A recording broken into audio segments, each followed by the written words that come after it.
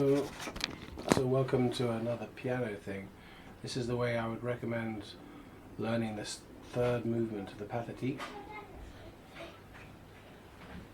Daddy, they want to jump on the bed and I say no. Well, then you get an extra 5 minutes for that. Good, John. Now go up and watch it. James says no, let's jump on the bed. Okay, well you were very responsible for saying no. Good. Go and watch the cartoon then. You get an extra 5 minutes for being so responsible. Good. Clean up all the tracks. Right. Jamie. Remember, Joshua will put in. Daddy starts to watch it. Right. You did very well for saying no. Good. Well done. Now go and watch it. Go and finish the room first, and then you get an extra 5 minutes. Make sure Joshua puts it on, not you. So yeah, this is the third movement. So I'm really enthusiastic about finishing it. So I'm gonna try to do that. I've got a special way of learning it, which is that you learn the very final bit, and then you add that on to each of the, I think, 4 or 5 parts that the third movement comprises. And it sounds nice as a sort of circular thing, or as a miniature kind of whole in itself. So, and that ending bit is this, and I'll just show you the fingering, which I do like this.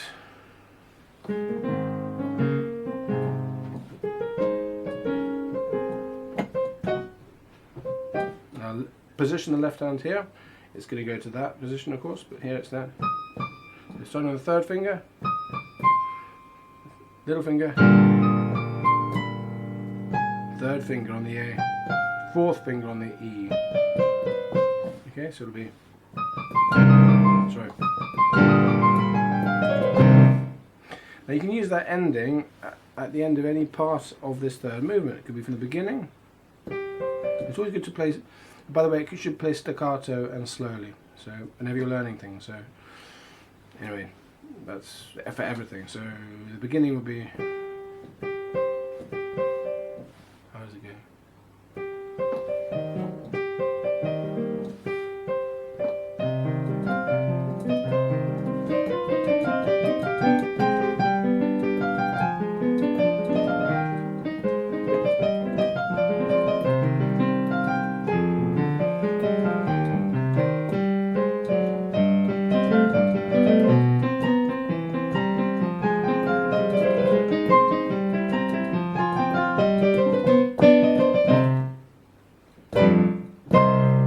For example, you end it here.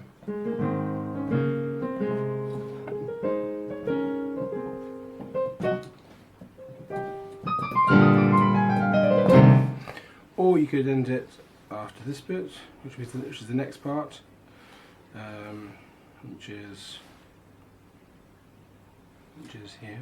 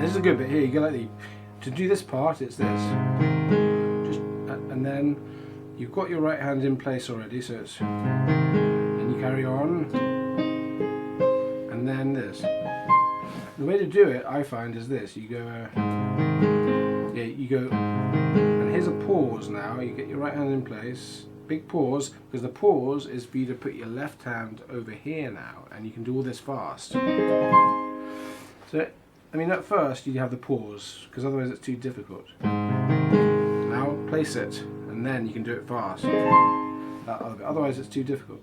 And then eventually it'll be, you can do the whole thing fluidly. So anyway, that's how I do it for the time being. So I'm not there yet. So pause, place, whatever it is. So, and then you'll end like this at the end of that section. And at the end of this section as well, you end, which begins this. Okay, and this section, and then at the end of that section, you can also end, and it sounds nice, and it gives you the impetus to want to continue playing this piece, which has never been my favourite. It's been my least favourite movement of the sonata. I think it's the hardest, in my opinion. So, it's growing on me, and I've, as I say, been really inspired to finish it completely. Beauty is an amazing thing. I think Dostoevsky said, "Beauty is a terrible thing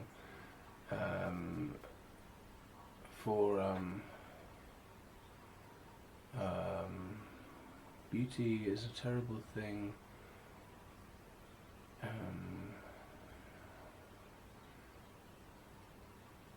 The heart of man, I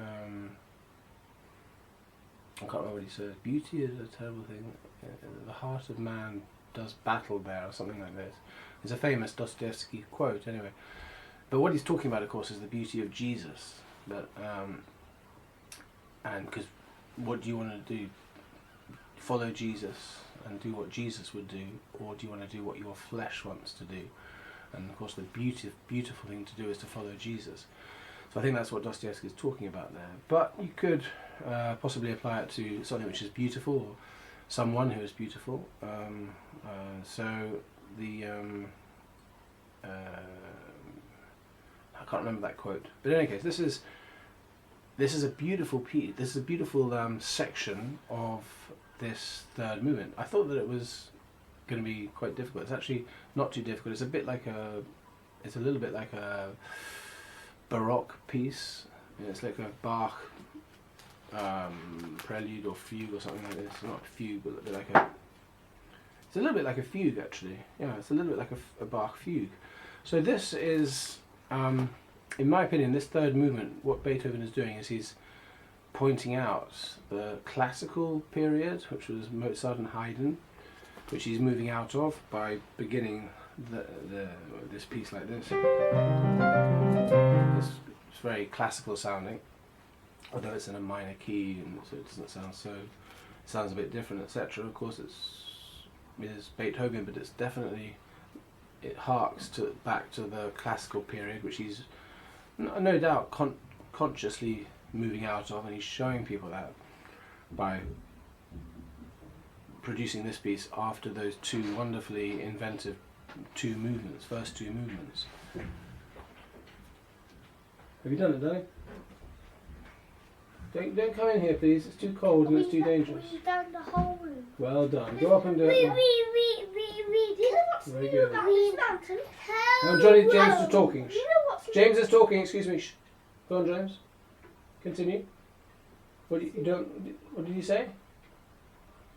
You done the whole room, yes, James? Yes. Good boy. Sorry, Joshua, go on. Daddy, do you know what's new about this? Don't stand on that. Come down now. Just come back down. You'll Do you know fall off. what's new about this No, mountain? I can't imagine. This.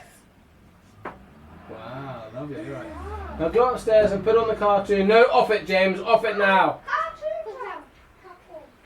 Okay. So yeah, this is a bit like a Baroque piece. So it's the classical piece, and then this piece, this section of it, which is what is it? It's this.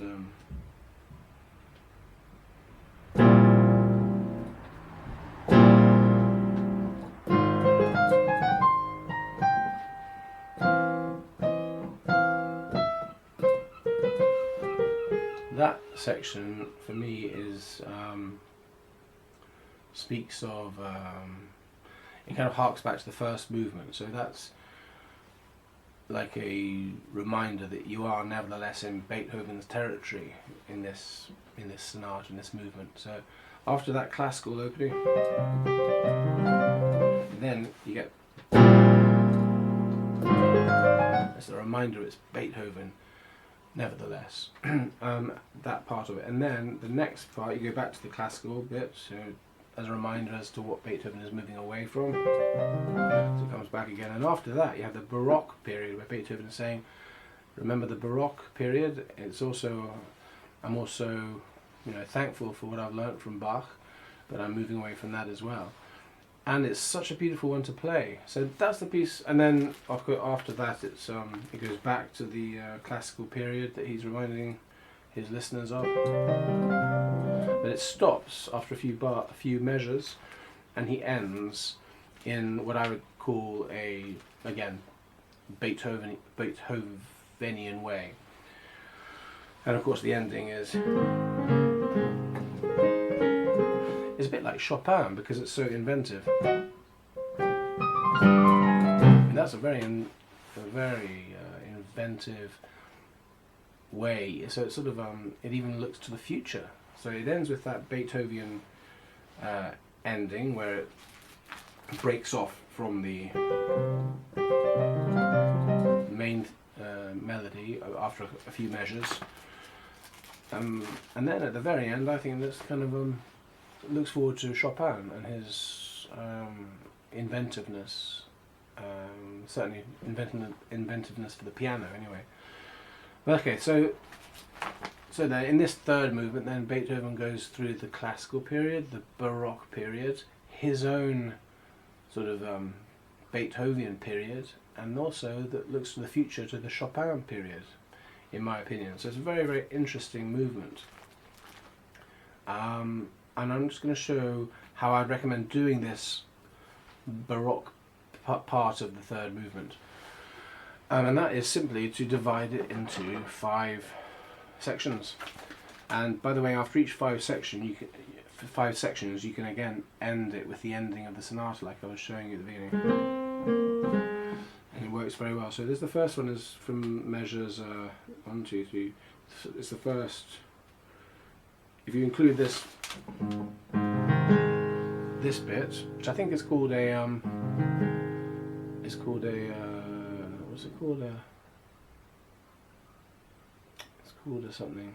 Andras Schiff explains how that is. It's like the beginning of the first sonata. It's something like a.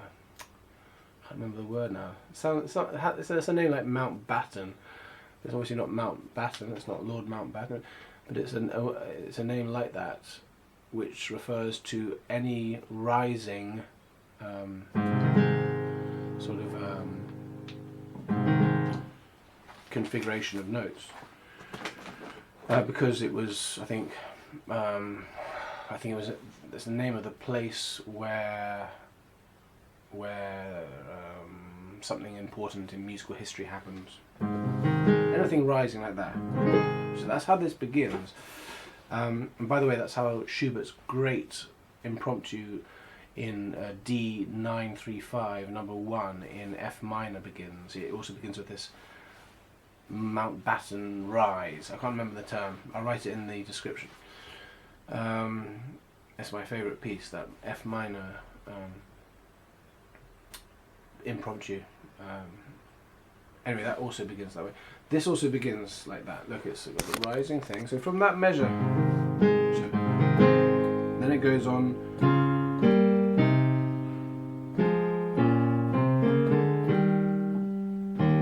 Okay, those measures. That's 1, 2, 3, 4, 5.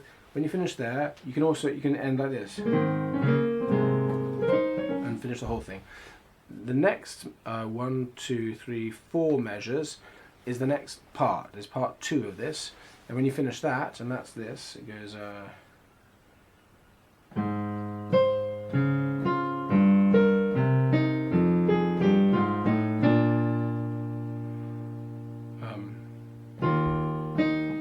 can end again. Yep. And all that. Anyway, that's the second part. And then the third part would begin here.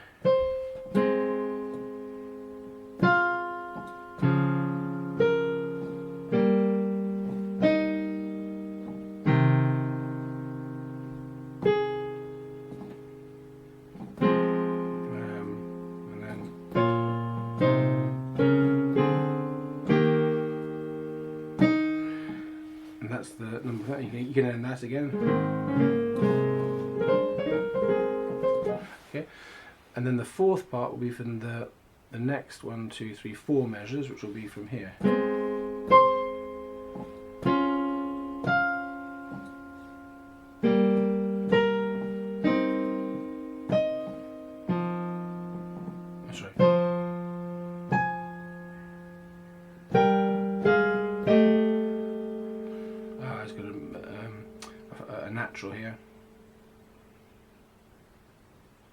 It's a bit tricky, that.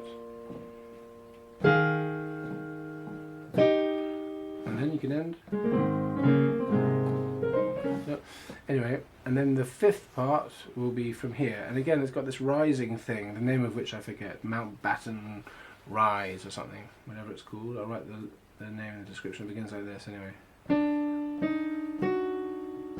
Sorry.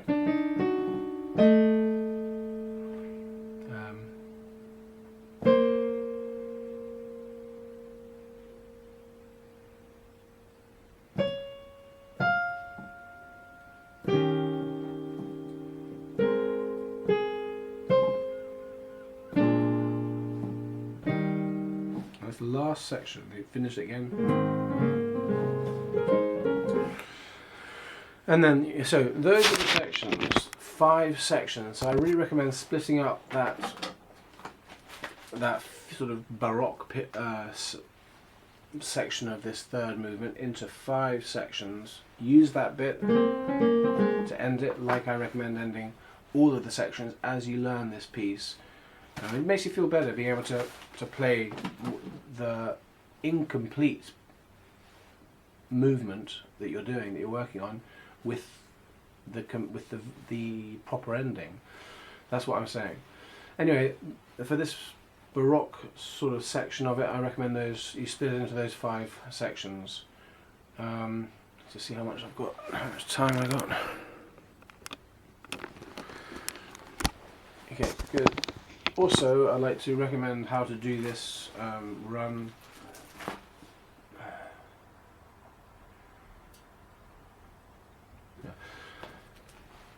This is how I'd recommend to do this run in measure. And there are no measure numbers on this piece, on this edition. It's edition Peters, which I don't like much at all. I prefer the Verlag text, but it is a what's the word? An text anyway. But it doesn't have the measure numbers, so I don't know which one it is. But it's in the second, what I called Beethovenian section of this third movement, of which there are, in my opinion, 2, like I've said. So it's in that section. It's the bit that goes like this. A bit like how that Baroque bit begins, actually, isn't it? But it goes, in fact, it's exactly the same, but it goes like this in this part. So that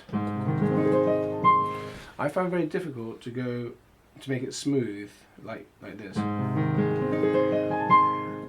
I can't get my left hand. I can't get my left hand to do it quickly enough if I just do it like this. So what I'd recommend is you place your right hand all ready, then you do the left hand, and you have a break, pause, fermata, and then of your own making. Of course, there's no fermata in the text, but this is just to make it easier. Then that gives you time to place your left hand up here. Then you can do all this quickly, and it sounds better. So look, pause, and it sounds much better than you making a mess of it here. And eventually, hopefully, if you do it slowly and staccato, which is how you should learn any piece.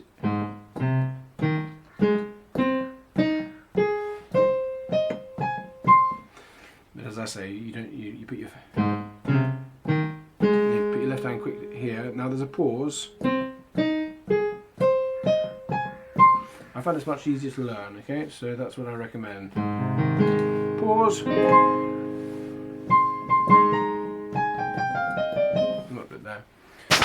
So that's another tip which might help you learn this piece, this movement of this wonderful sonata. Yeah, I've just remembered the name of this rising thing. The name of the thing. It's a something rocket. I think it's Mannheim. Yeah, that's it. Mannheim rocket.